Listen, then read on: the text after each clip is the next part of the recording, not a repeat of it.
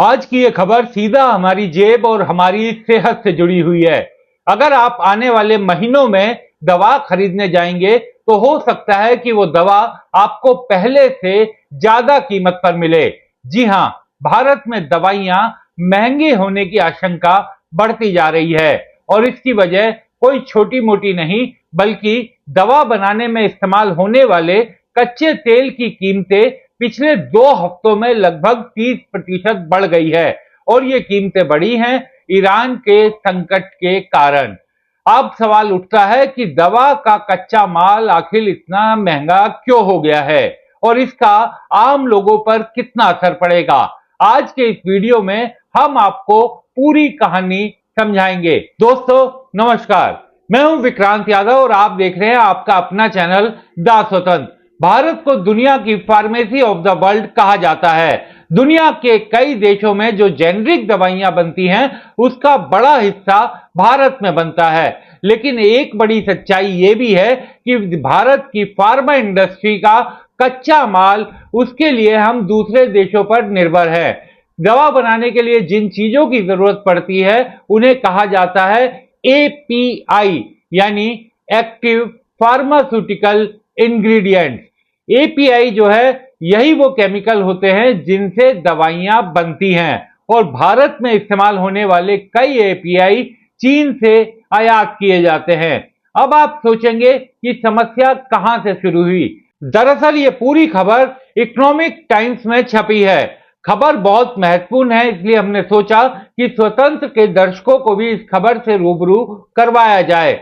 इस खबर के मुताबिक हाल के दिनों में मध्य पूर्व के संकट और युद्ध के कारण वैश्विक शिपिंग नेटवर्क पर बड़ा संकट खड़ा हो गया है। जहाजों की उपलब्धता कम हो गई है, कई रूट प्रभावित हो गए हैं और असर यह हुआ है कि चीन से आने वाले कच्चे माल की सप्लाई भी बाधित होने लगी है। जब सप्लाई कम होती है और मांग उतनी ही बनी रहती है तो कीमतों का बढ़ना कई बार तय हो जाता है। यही अभी दवा उद्योग के साथ हो सकता है। रिपोर्ट्स के मुताबिक कई महत्वपूर्ण केमिकल्स और कच्चे पदार्थों की कीमत 30% से ज्यादा बढ़ चुकी है। उदाहरण के लिए, और कई मामलों में तो ये इससे भी ज्यादा है। उदाहरण के लिए ग्लिसरीन की कीमत दिसंबर के बाद से लगभग 60% से ज्यादा बढ़ चुकी है। पैरासीटामोल बनाने के कच्चे माल की कीमतों में भी लगभग 25% से ज्यादा की बढ़ोतरी हो चुकी है। एक और बड़ा कारण है तेल की बढ़ती कीमतें। दवा उद्योग में इस्तेमाल होने वाले कई सॉल्वेंट और केमिकल्स पेट्रोकेमिकल से बनते हैं, यानी उनका सीधा संबंध तेल की कीमत से होता है। अब समस्या यही खत्म नहीं होती। शिपिंग लागत लगातार तेजी से बढ़ती जा रही है। पहले जहां एक कंटेनर शिपिंग की कीमत अगर मान लीजिए 100 रुपए होती थी तो उस पर अब काफी खर्चा आने लगा है। इस खबर के मुताबिक ये जो खर्चा है, एक शिपमेंट पर कंपनियों को 4 से 8 हजार डॉलर तक अतिरिक्त देना पड़ रहा है। यानी कच्चा माल महंगा हो गया, शिपिंग महंगी हो गई और सप्लाई अनिश्चितता बन गई है। तो इन तीनों चीजों ने मिलाकर जो दवा की कंपनियों की जो लागत है रॉ मटेरियल्स की, उसको काफी बढ़ा दिया है। यहां एक और बड़ी चुनौती है। हाँ, ये दवाएं ऐसे ही अपने आप महंगी नहीं हो सकती। भारत में दवाइयों की कीमतें पूरी तरीके से कंपनियां तय नहीं करती, अधिकांश दवाओं की नहीं करती। कई जरूरी दवाइयां सरकारी मूल्य नियंत्रण के तहत आती हैं, लेकिन कई ऐसी दवाइयां होती हैं जिन पर सरकारी मूल्य नियंत्रण लागू नहीं होता। यानी जिन पर मूल्य नियंत्रण लागू होता है, जो जरूरी दवाइयां हैं, जो बड़ी बीमारियों में काम आता है, उनकी कीमत सरकार के जरिए तय की जाती है। इसी वजह से कंपनियों के लिए ये जो अचानक लागत बढ़ गई है, इसे अपने स्तर पर संभालना मुश्किल हो सकता है और फार्मा उद्योग ने सरकार से मांग की है कि उन्हें कीमतों में बढ़ोतरी की अनुमति दी जानी चाहिए। अगर ये अनुमति मिलती है तो आने वाले समय में कई सामान्य दवाएं थोड़ी महंगी हो सकती हैं और अगर वैश्विक स्थिति ज्यादा बिगड़ती है तो समस्या सिर्फ कीमतों तक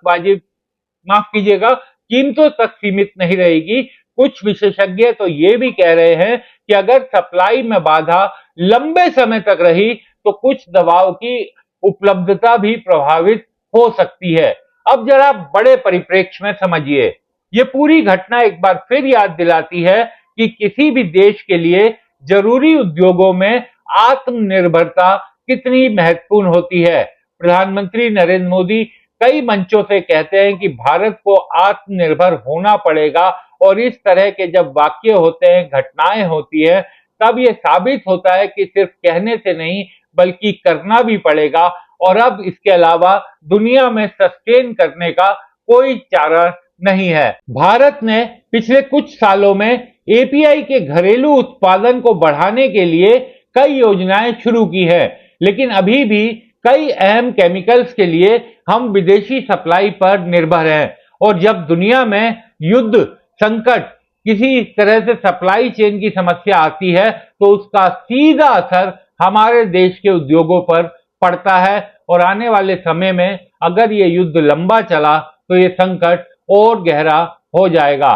तो दोस्तों, आज ये जो दवाइयों की बढ़ती कीमतों पर हम चर्चा कर रहे हैं, ये सिर्फ एक आर्थिक खबर नहीं है, बल्कि ये हमें ये भी दिखाती है कि वैश्विक राजनीति, युद्ध, तेल की कीमतें और सप्लाई चेन की समस्याएं कैसे आम आदमी की जिंदगी को प्रभावित करते हैं। अगर सच में आने वाले समय में दवाइयां महंगी होती है तो यह सिर्फ फार्मा इंडस्ट्री की कहानी नहीं होगी, बल्कि वैश्विक आर्थिक संकट की कहानी होगी, जहां एक जगह का संकट पूरी दुनिया पर असर डालता है। अगर आपको ये वीडियो उपयोगी लगा हो, आपको ये लगा हो कि इसमें आपके काम की जानकारी है, तो वीडियो को लाइक जरूर करें, और ऐसे ही आर्थिक और वैश्विक मुद्दों को गहराई से समझने के लिए हमारा साथ दीजिए। चैनल को सब्सक्राइब करना मत भूलिए। नमस्कार।